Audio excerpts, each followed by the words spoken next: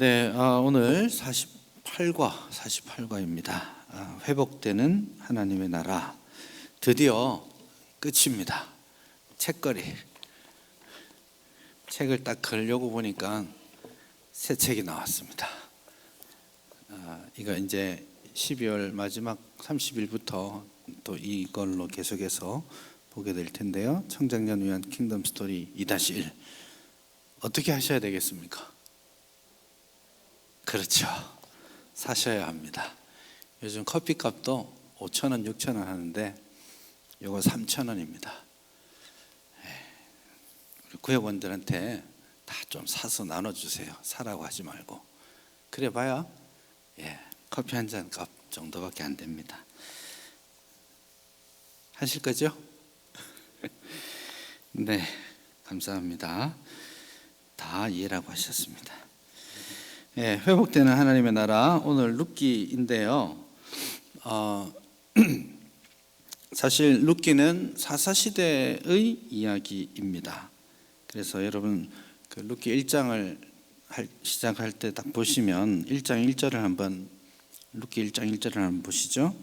거기 보면 사사들이 치리하던 때에 이렇게 해놨죠. 그래서 룻기를 이야기할 때 이 룻기는 사사시대의 역사적 배경을 공유하고 있다, 그렇게 말합니다. 근데 우리가 지난주까지 사사기를 보면서 이렇게 썩어도 이렇게 썩을 수 있나? 하나님의 백성이라 하는 자들이 이렇게까지 도덕적으로나 영적으로나 그리고 사회적으로 타락하고 이렇게 희망 없는 시대가 되었구나, 그런 생각을 하게끔 하는 것이 사사기의 내용입니다. 근데 그 사사기가 계속해서 결론적으로 말하고 있었던 주장이 하나 있었는데, 이렇게까지 사사시대가 타락하고 힘들었던 이유는 그 시대에 왕이 없었기 때문이다, 그렇게 말씀했습니다.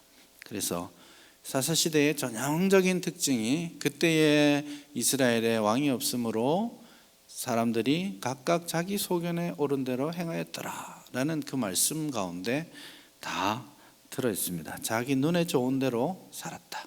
이렇게 타락한 이유, 이렇게까지 사회가 무너진 이유, 왕이 없었기 때문이다. 왕이 없었기 때문이다. 이렇게 말했다는 말은 그러면 왕이 오면 된다라는 말이겠죠. 그래서 왕이 오면 이 문제가 해결될 거야 라고 이야기하고 있는 게 사실은 사사기입니다. 그런 의미에서 룻기는 한마디로 말하면 이제 오고 있어, 왕이 왔어 라고 말합니다. 그래서 룻기의 가장 마지막, 룻기 성경의 가장 마지막 단어가 뭐냐면 다윗입니다. 그래서 다윗 왕이 왔어 라고 외치는, 그래서 룻기 4장 18절부터 마지막까지 다윗 왕이 태어나는 족보를 소개하고 있죠. 그래서 1차적으로는 다윗 왕, 하나님의 마음에 합한 다윗 왕이 하나님의 나라를 회복시킬 거야 라고 말을 하고 있고, 그러나 여러분 우리가 알듯이 다윗이 하나님의 나라를 영원히 세우는 사람은 아니었잖아요. 다윗 왕조도 무너집니다. 그러면서 우리가 보게 될 것, 예를 들면 마리아에게 가브리엘 천사가 예언을 하죠. 너가 정말 지극히 큰 하나님의 아들을 잉태하게 되었는데 그가 영원한, 무너지지 않는 영원한 나라를 세운다, 그렇게 말씀하죠. 그래서 진짜 왕이 오면 이 모든 것이 해결될 거야 라고 말하고 1차 징검다리로 다윗 왕, 다윗 왕조를 이야기하고, 그리고 최종적인 징검다리로는 무너지지 않는, 실패하지 않는 영원한 나라. 누구의 나라입니까? 예수 그리스도의 나라. 그 예수님의 나라가 오면 진정한 하나님의 나라가 회복될 것이다 라는 것을 말씀하고 있는 거죠. 그 징검다리, 절망과 좌절로 가득했던 사사기를 이제는 기대해보자, 하나님의 나라가 회복될 수 있어, 회복되고 있어, 그걸 보여주는 겁니다. 그래서 사사들이 치리하는 곳이었는데, 사사들이 치리하던 사사시대였는데 그래서 사사시대의 아픔도 여기에 룻기에 있지만 그것을 어떻게 개인이 공동체가 극복해 가는지를 우리는 이 룻기를 통해서 보게 됩니다. 다시 한번 1장 1절을 한번 보시죠. 이렇게 되어 있습니다. 사사들이 치리하던 때에 그 땅에 흉년이 드니라. 유다 베들레헴 한 사람이 그 아내와 두 아들을 데리고 모압 지방에 가서 거류하였다. 굉장히 낯선 장면이 나옵니다. 사사들이 치리할 때 땅에 흉년이 왔어요. 왜 왔을까요? 두 가지 이유가 있겠습니다. 첫째는 정말 기근이 와서 농사가 안 돼서 흉년이 왔을 수도 있겠고요. 사사시대의 대표적인 흉년의 이유는 뭡니까? 이방 나라가 쳐들어와서 다 빼앗아 갔거든요. 그래서 실질적으로 흉년이 옵니다. 그래서 이제 엘리멜렉과 이 가족들이 살고 있던 곳 유다 베들레헴이죠. 유다 베들레헴에서 흉년을 만나고 있다라는 게 아이러니인 거죠. 왜냐하면 베들레헴, 베이트는 집입니다. 레헴은 뭐냐면 떡, 빵 혹은 뭐 식물 뭐 이렇게 볼 수 있습니다. 그래서 떡집인데 농사가 잘 되는 떡집인데 흉년이 왔습니다. 그래서 이 흉년은 비상한 흉년이라고 말을 해도 되겠습니다. 하나님께서 우리의 왕이십니다. 그렇게 이름까지 지어놨어요. 이게 룻기의 아주 재미있는 장치입니다. 엘리멜렉. 엘리는 나의 하나님이고 멜렉은 왕. 내 하나님은 왕이십니다. 그렇게 이름은 딱 지어놓고 그 하나님의 왕되심을 그 땅에서 드러내지 못하고 하나님이 약속하신 땅을 버리고 모압 땅으로 건너갑니다. 그게 이제 사사시대의 슬픔을 그대로 공유하고 있는 것이죠. 그러나 이제 그렇게 출발해서 그 모압 땅으로 떠나간 것 어떤 이유겠습니까? 어떤 이유든 좀 잘 먹고 잘 살아보겠다라는 이유죠. 기근도 왔고 살기도 힘들고 그러니까 모압 땅에 가서 조금 다시 한번 집을 일으켜 보고자 하는 그런 의도를 가지고 갔는데, 그리고 가서는 그곳의 여인들과 아들들을 결혼까지 시켰는데 그게 성공적이지 못합니다. 10년이 지나는 사이에 엘리멜렉도 죽고 두 아들도 죽습니다. 두 아들의 이름은 기련과 말론, 특이한 이름입니다. 병든 자, 일찍 죽을 놈 이런 뜻이에요. 그러니까 실제로 아들들의 이름을 그렇게 짓지는 않았을 거 아니에요. 근데 그게 하나님의 다스림을, 이름은 하나님이 왕이시다라고 하면서도 하나님의 다스림을 떠난 사람의 결과가 어떠한지를 보여주는 거죠. 그래서 그 이름대로 이 젊은 청년들은 결혼과 동시에 10년 안에 다 죽게 되고 결국 과부가 된 세 여인들만 남아있는 것이죠. 근데 6절을 보시면 이렇게 표현합니다. 그 여인이 모압 지방에서 여호와께서 자기 백성을 돌보시사 그들에게 양식을 주셨다 함을 들었다. 도망을 쳤는데 여기서는 최악의 상황을 만났고 반대로 하나님께서 약속의 땅에 양식을 주시고 회복하게 하신다라는 것을 듣게 된 것이죠. 그래서 염치 없지만 이제 아무 소망 없지만 그래도 양식 있는 곳으로 가자 하는 그 마음으로 다시 귀국하게 됩니다. 근데 이때 우리가 잘 아는 내용들이 좀 나와 있죠. 이제 이 이야기가 필요한 것은 굉장히 중요한 하나의 주제를 드러내기 때문인데요. 자, 나오미가 있습니다. 시어머니죠. 그리고 며느리 둘이 있습니다. 한 사람은 오르바, 한 사람은 룻, 이렇게 세 여자가 있습니다. 관계가 나쁘진 않았어요.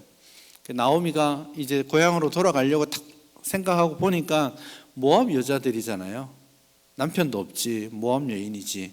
가봐야 아무 소망이 없거든요. 나보다 더 소망이 없어요. 그러니까 집으로 돌아가라. 너네 친정으로 가고 너네 친정 아버지 어머니 따라서 살던 대로 살아라. 다시 새 출발해라. 그렇게 하니까 둘 중에 누가 떠납니까? 아무도 안 떠납니다. 둘 다 우리는 절대 떠나지 않겠습니다 라고 말을 해요. 순서가 있습니다. 결국에는 떠나는데 둘 다 절대 떠나지 않겠습니다 라고 해요. 그러니까 여러분, 룻은 되게 훌륭한 선택을 했고 오르바는 이기적으로 자기 살 길 찾아간 그런 며느리는 아니에요. 둘 다 어머니를 사랑하고 따를 마음이 충분히 있었습니다. 그런데 어머니가 극구 돌아가라고 하니까 오르바는 할 수 없이 울면서 어머니께 큰절 올리고 돌아섭니다. 발걸음이 떨어지지 않지만 이제는 더 이상의 선택지가 없다라고 생각하고 떠나고, 그 떠나가는 것을 보고 룻이 이 어머니의 발목을 탁 잡고 나는 죽어도 못 갑니다. 어머니의 하나님이 나의 하나님이 되고 어머니가 계신 곳이 내가 있을 것이고 어머니가 죽어서 묻히는 그곳이 내가 묻힐 것입니다. 그렇게 굉장히 강력한 놀라운 고백을 합니다. 어머니의 하나님을 이제 나도 나의 하나님으로 섬기겠습니다 라고 말을 합니다. 그래서 이 둘째는 절대 떨어지지 않겠구나 생각하고 나오미가 데리고 오게 된 겁니다.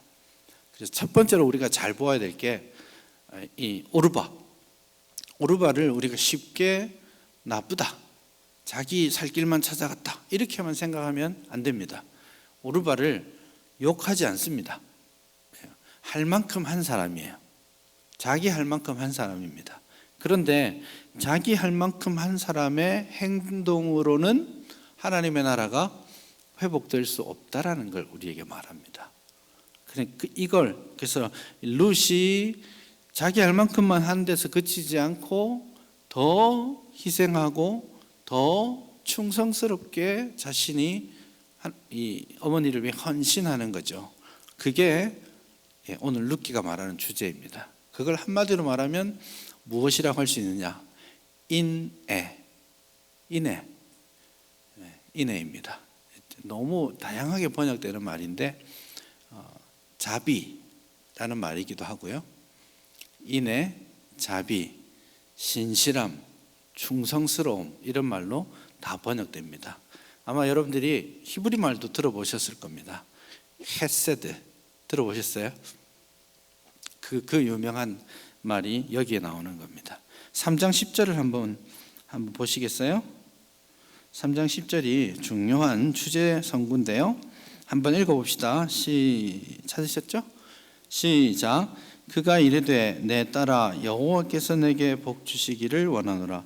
내가 가난하건 부하건 젊은 자를 따르지 아니하였으니 내가 베푼 인애가 처음보다 나중이 더하도다.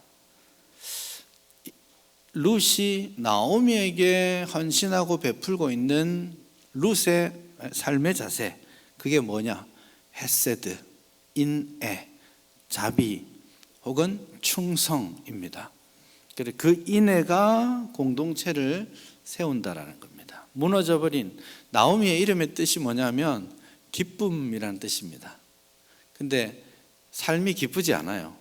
그래서 사람들이 10년 만에 집으로 돌아오니까 나오미잖아 이러니까 나오미가 나를 나오미라고 부르지 말고 마라라 불러라 이렇게 말하죠. 이 마라라는 말은 여러분 출애굽기에 나오죠. 물이 하도 써가지고 그곳 이름을 마라라고 하잖아요. 이 마라라는 말이 쓰다라는 말입니다. 고통스럽다, 써서 마실 수가 없다 이렇게 표현할 때 쓰는 건데, 난 기쁨 나오미가 아니야. 내 인생 돌아보니 마라, 아무것도 없어. 남은 거 하나도 없고 텅 빈 인생, 웃을 거 하나도 없는 인생. 그래 나를 나오미라고 부르지 말아줘.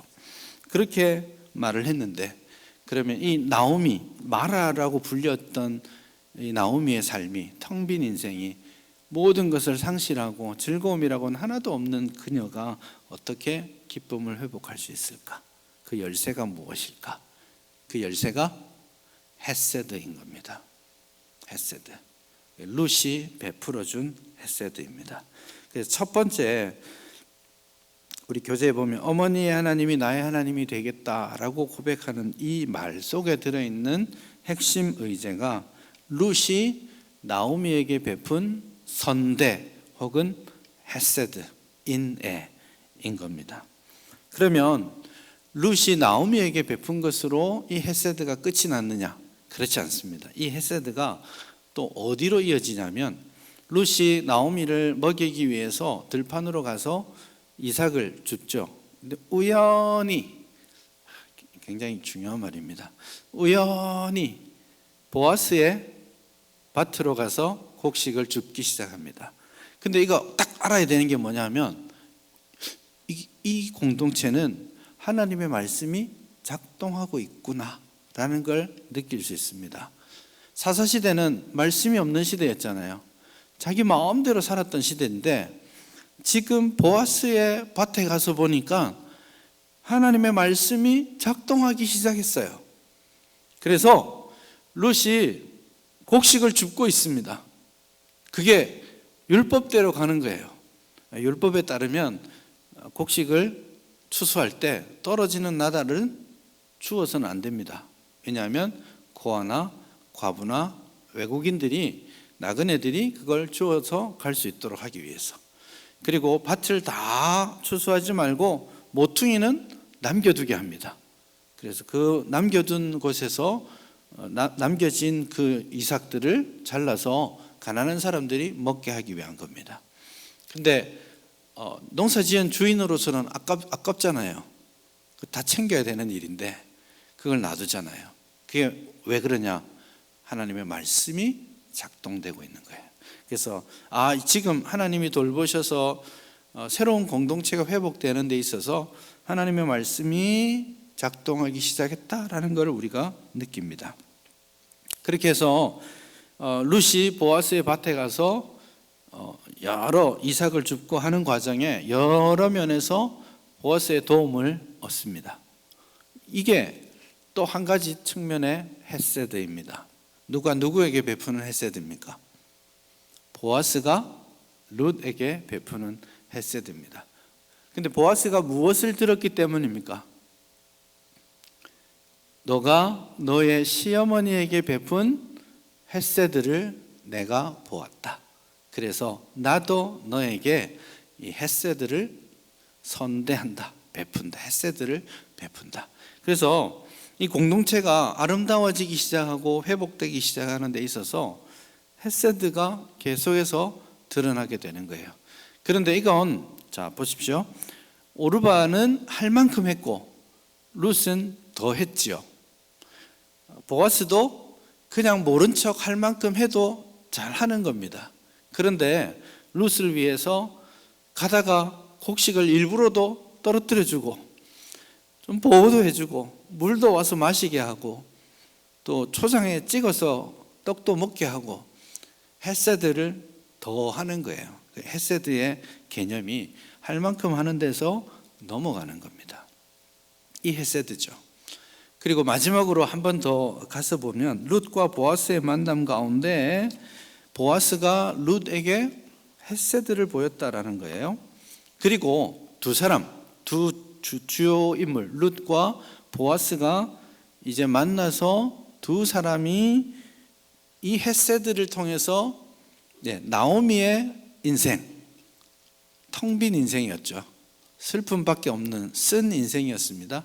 그 나오미의 인생을 기쁨으로 바꾸어 가는 거예요. 그 4장에 보면 룻이 아들을 낳습니다. 아들을 낳았는데 누가 안고 어르고 있습니까? 나오미가 안고 막 어르고 있습니다. 웃고 있습니다. 야, 내가 웃을 날이 오는구나 하고 기쁨이 오는 거죠. 왜? 룻과 보아스가 서로 헤세드를 행함으로써 그 공동체가, 가정이 회복되고 공동체가 회복되는 겁니다.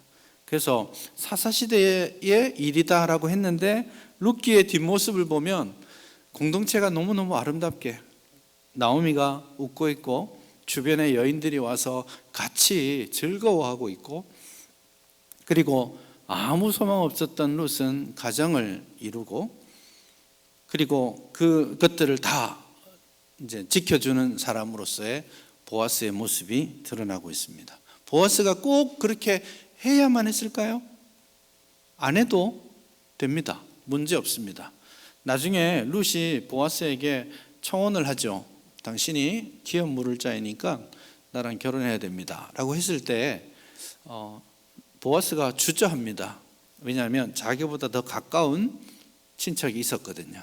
그래서 그 친척이 율법대로 하면 그 친척이 기업 물을 자가 되어야 된다. 그러니 그 사람에게 먼저 물어보자. 그 사람이 하면 그 사람이 하는 거고, 하지 않으면 그러면 내가 하겠다. 그렇게 말하죠. 그런데 그 사람, 성경에서는 이름도 없는 그 사람, 굉장히 무시하는 거죠. 보아스가 이름을 부를 때 뭐라고 부르냐면 아무개요 이렇게 부릅니다. 성경이 너는 이름도 쓰고 싶지 않어 이렇게 아무개요 개똥아 이렇게 이름을 부르는 겁니다. 그리고는 율법을, 하나님의 말씀을 너가 행해야 된다라고 했을 때 그 사람이 처음에는 이 젊은 아가씨랑 결혼하니까 좋겠다 싶어서 오케이 이렇게 했다가 너 결혼하면 기업도 물어줘야 돼 이렇게 하니까 손익계산서를 튕겨보니까 손해거든요. 그래서 난 손해가 나서 못하겠어 그렇게 나옵니다. 그 사람 나쁜 사람이에요? 오르바랑 비슷합니다. 자기 할 만큼 하는 사람이에요. 자기 유익에 맞춰서 사는 사람이에요. 그리고 신명기 25장에 따르면 거절해도 괜찮습니다. 법으로 보장되어 있습니다. 그러면서 이제 뭐 퇴퇴퇴하고 신도 벗기고 뭐 하는 의식이 있지만 좀 수치스럽긴 하지만 손해보진 않을 수 있어요. 보장된 권리이기도 합니다. 그래서 이 사람은 나는 요만큼만 할래 라고 했지만 보아스는 룻을 아내로 맞이합니다. 아마 보아스는 나이가 상당히 많았을 겁니다. 꽤 나이가 있고 유력한 사람이었는데 젊은 여인을 아내로 맞이하고 그리고 아들을 낳아서 오벳이죠. 룻과 나오미에게 안겨주고 또 사실은 기업 물은다라는 말은 세 가지 형태거든요. 결혼 형수지수법이라고 해요. 결혼을 통해 기업 물으는 게 있고 하나는 땅을 사서 돌려주는 것이 있고 하나는 이제 친척이 불의하게 죽게 되었을 때 피해 복수를 하는 것도 기업 물음입니다. 오늘 룻기에서는 두 가지 기업 물음을 하죠. 그래서 결혼을 통해서 후사를 이어주는 것, 그리고 그 후사에게 땅을 다시 사서 되돌려주는 그런 일들을 하는 거죠. 꽤 손해가 남에도 불구하고 자기의 손해를 돌보지 않고 그 사람의 안녕을 기대하고 그걸 위해 헌신하는 거예요. 그게 뭐냐? 헤세드입니다. 그래서 정말 이 회복되는 하나님의 나라가 회복됨에 있어서 가장 중요한 가치, 그것은 서로 헤세드를 베푸는 삶입니다. 그래서 오늘 저와 여러분 개인의 삶이 좀 더 하나님의 나라로 회복됨에 있어서 중요한 가치가 있다면 헤세드입니다. 나도 할 만큼 했어. 괜찮아요. 그만큼 해도 욕 들어먹지는 않을 수 있어요. 그러나 진짜 공동체의 회복, 인생의 삶의 회복, 하나님의 나라 가치를 회복하는 것은 더 하는 데 있습니다. 충성스럽게 조금 더 힘들어도 조금 더 내가 하려고 하고 더 희생하고 더 헌신하려고 하는 그 조금 더의 삶의 자세 있잖아요. 그 삶의 자세가 우리에게 서로 역할하기 시작할 때 옆에 있는 사람의 인생을 살리는 겁니다. 회복시켜주는 겁니다. 그런 조금 더의 충성의 모습들이 모이고 모여서 교회가 회복되는 겁니다. 그것을 오늘 본문은 헤세드다 그렇게 말하는 겁니다. 여러분, 우리 가운데에도 혹은 우리 주변에도 텅 빈 삶을 사는 사람이 많습니다.